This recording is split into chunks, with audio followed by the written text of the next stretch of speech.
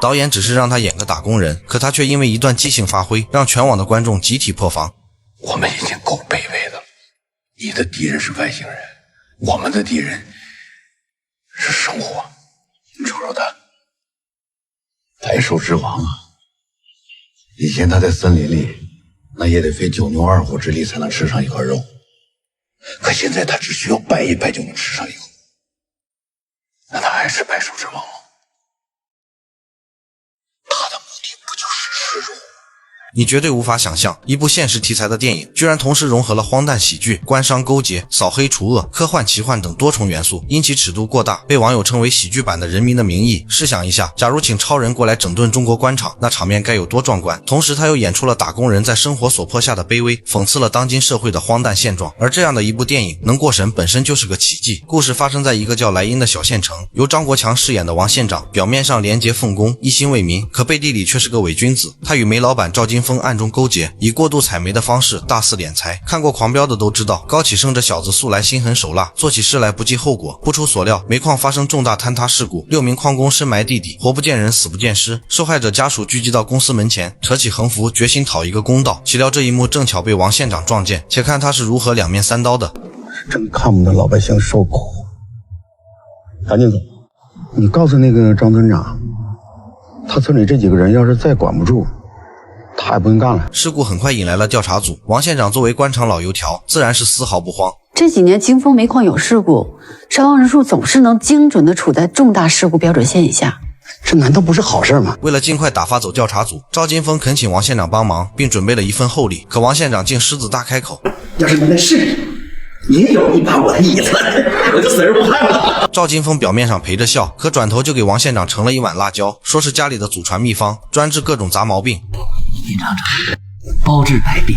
在对方的威胁下，他只能强忍恶心吃了下去。而赵金峰之所以如此嚣张，是因为他的父亲是当地的副市长，况且他还豢养了许多打手，黑恶势力外加官商政要，构成了一张巨大的腐败网络，也令当地的百姓苦不堪言。赵金峰，这个王八犊子，你草菅人命！直到有一个叫王长海的人出现。王长海是一位超级英雄，飞天遁地无所不能。他刚从宇宙战场退役，便以特派员的身份被委派到地球。超英总部派给他一个任务，在莱茵县收拢有超能力的人，组成一支战斗小组，以此来抵御外星人的进攻。而王县长作为东道主，在得知超级英雄回归后，第一时间设宴招待。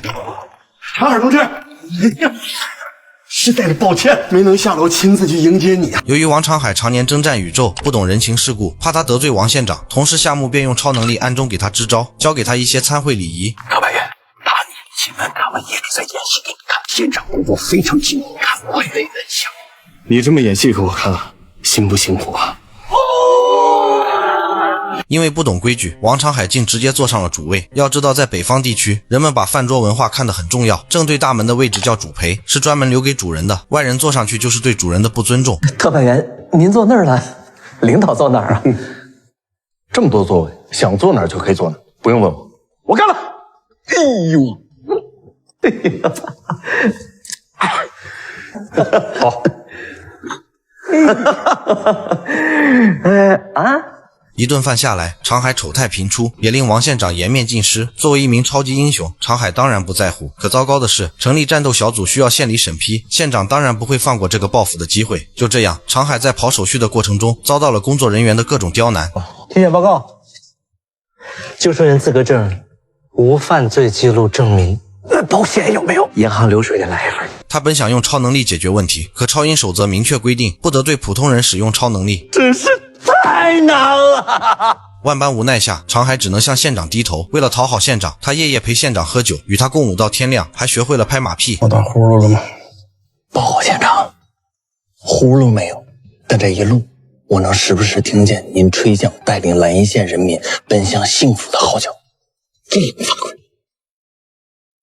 长海啊，我一直跟你强调，少拍马屁，少说客套话。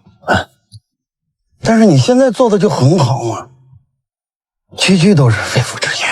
这是导演对现实的暗讽。在中国这个人情社会，超人来了都得弯腰敬酒，换做普通人，结果可想而知。月球来的不会词儿，谁不喝醉谁是儿。可一连过了几个月，县长依旧没有松口的意思。县长他到底想过啥呀？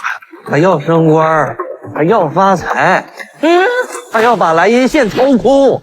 抽空这一块省了把钱。在秘书的提示下，长海用超能力挖空了地下的所有煤炭，足足堆成了几百座煤山。王县长很满意，不仅答应了长海组建小队的请求，还提出要与他结为异姓兄弟。我是大哥王县令，二哥王长海，三弟赵金芬，我老四，你给我滚出去！好的。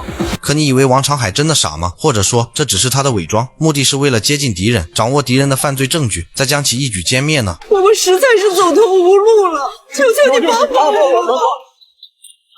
这是正在热映的电影《特立独行》，该片以扫黑除恶为内核，上演了一出超级英雄被人情世故按在地上摩擦的荒诞故事，犀利地撕开了人情社会、官僚主义和职场潜规则的伪装，也让观众在笑声中看到了现实生活的影子和成年人的无奈。不得不说，还是年轻导演下手狠，拍起电影来没轻没重。更有意思的是，该片的取景地在东北某城市，而电影刚上映4天，这座城市的副市长就因为贪污落马。说出来你可能不信，这位副市长就是主管矿产资源的。副市长下马与剧情魔幻联动，这不就是妥妥的电影照进现实吗？电影全程笑料不断，而作为造梗机器的魏翔更是贡献了诸多名场面。如果你每天被职场内耗、被人情琐事压得喘不过气，真心推荐去看看这部电影，去寻找属于自己的生活的意义。